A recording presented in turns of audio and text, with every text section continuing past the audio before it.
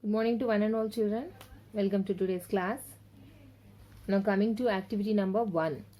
As I gave you homework, table number 1 and table number 2. So far we have finished up to table number 2. Now activity number 1. Use of water in separation. What is the use of water while separating the substances? Collect some solid materials such as ghee, wax and sand, sugar, salt, turmeric powder, dal, plastic, wood, iron nails. Take a bucket full of water and a beaker. Both you have to take. A bucket full of water and a beaker full of water. Now try to discover the following. So for this we need ghee, wax, sand, salt, sugar, turmeric powder, dal. All will be in your home. Iron nails. Now which materials float on water? Among these, which materials float on water? Which materials float on water? Ghee. Ghee will not mix in the water. It will float on the water. Wax. The candle is made up of wax. So that wax will also not dissolve in the water. It will be floating on the water. And wood. A piece of wood will float in the water. In the same way, plastic. Plastic will also float in the water. They will all float on the water. They will not go inside the water. They will not dissolve. Next, which materials sink in water? Which materials will sink in the water that go to the bottom of the bucket? Iron nail will sink in the water. Sand will sink in the water. Dal will sink in the water. Now which materials are soluble in water? Soluble means that get mixed up with water. The salt. If you add salt in the water will become salty. That means it is getting dissolving. So which material is soluble in water? Salt, sugar, turmeric powder will soluble in water. Now which materials are not soluble in water? Sand is not soluble in water. Just it will be at the bottom of the bucket, but it will not dissolve. So in this way, these are the very simple things and the simple items that you can find in your home. You can just do an experiment. By this experiment, you will be knowing which materials will be floating and which materials will be sinking, and what are soluble materials and what are insoluble materials. Now we have studied about materials and their properties in the previous chapter.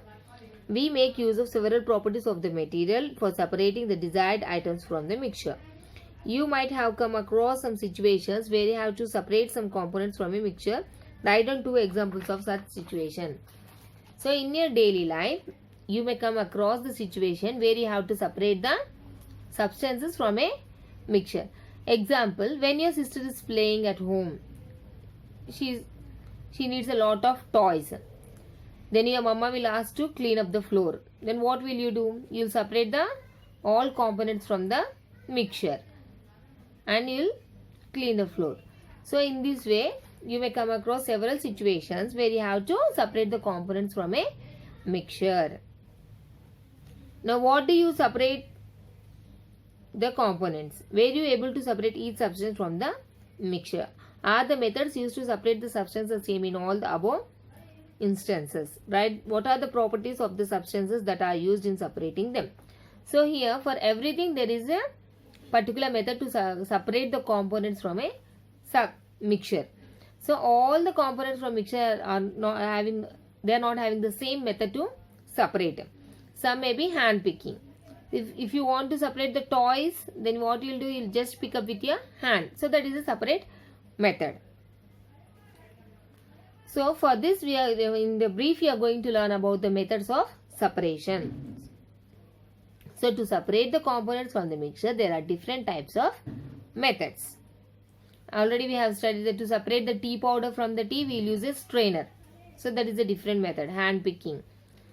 Now methods of separation. We will discuss some simple methods of separating substances that are mixed together.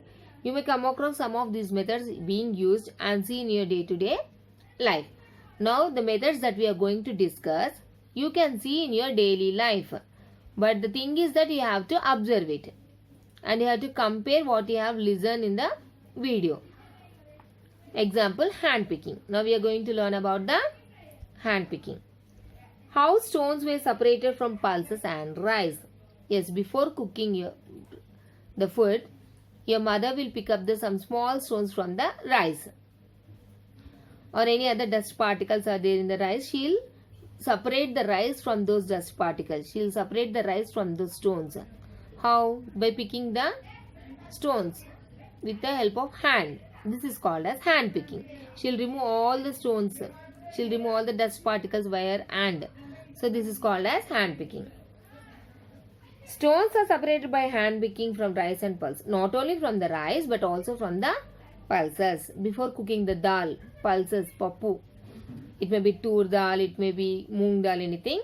So before going to prepare the curry dal, she'll remove the stones from the dal by the method of hand picking.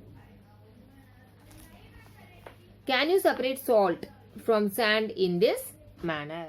We cannot separate the salt from the sand because salt is like powder and we cannot pick it up by hand.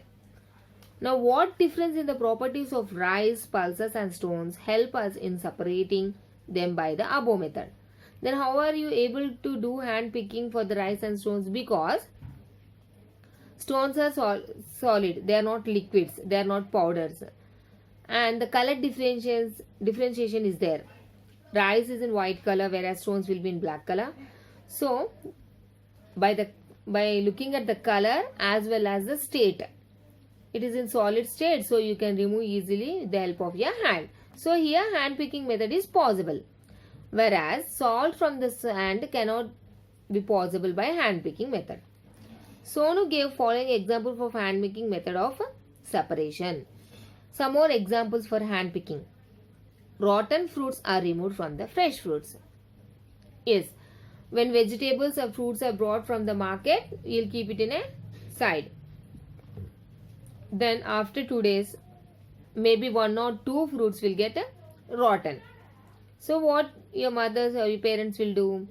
They'll remove the rotten fruits from the fresh fruits. If you don't remove the rotten fruits from the fresh fruits, all other fruits will get rotten. So immediately you have to pick it up. So for this, hand picking method is necessary. Separating oranges and apples. Yes, from the market when your parents are bringing, they'll mix up the oranges, apples and bananas. Then what will you do? You can use hand picking method to separate the oranges, apples and bananas. Anything. Like vegetables also, tomatoes, everything they'll mix up in a bag and they'll bring. Then your mother will come and then she'll sit and she'll separate all the green chilies aside, potatoes aside, tomatoes aside. So this is all done by hand picking. So in your daily life, you can observe hand picking method daily. So now your job is to observe the hand picking method. Try to give some more example where hand picking method is used. Yes. Now I said to separate the vegetables, hand picking method is used. And after washing the clothes also, hand picking method is necessary to separate all the clothes. Maybe some baby clothes are there, she'll separate the baby clothes. And your father's shirts. Or maybe girls and boys, like that we'll separate. So for that, hand picking method is necessary. Now here in textbook page number 66, they have given some lines. You have to write the hand picking methods examples and methods of separation. If you are having old book, you can write. If you are having new book, no need. But your homework is that you have to write the hand picking method. What are you able to separate by the method of hand picking? Like we have studied about the rotten fruits from the fresh fruits and separating oranges and apples and separating the vegetables and separating the stones from the rice. This all comes under the hand picking method. So for this you have to write examples for the hand picking method. Now next, coming to winnowing. When farmers thresh their crops, they get a mixture of husk and grain. How do farmers separate the husk from the grains? On a windy day, a farmer stands on a high platform and allows the mixture of grain and husk to drop slowly from the flat pan.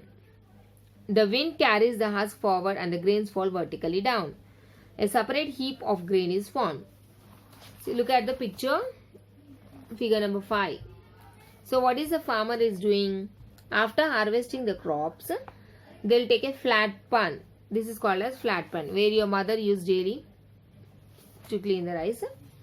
So they'll stand on a height. They'll stand on a stool and they'll take the grains in a flat pan and they'll look at the wind, the direction of the wind, and according to the wind they'll stand and they'll start the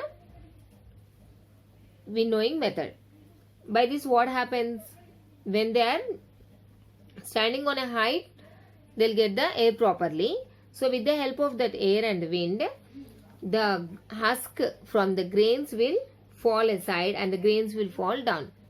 Husk is the outer layer of the grain. It is very light in weight.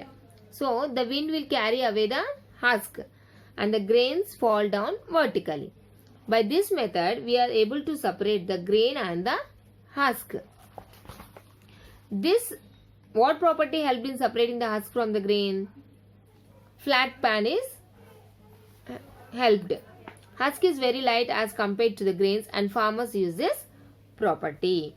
So this method you can observe it in villages and you may be seeing in some cinema also. So this is the method they'll separate the husk from the grains. So far we have finished up to winnowing method. Please go through the lesson and read the chapter. So your homework is to write the examples for hand picking. So far we have studied about the hand picking. Your homework is to write the examples for the hand picking method. Thank you.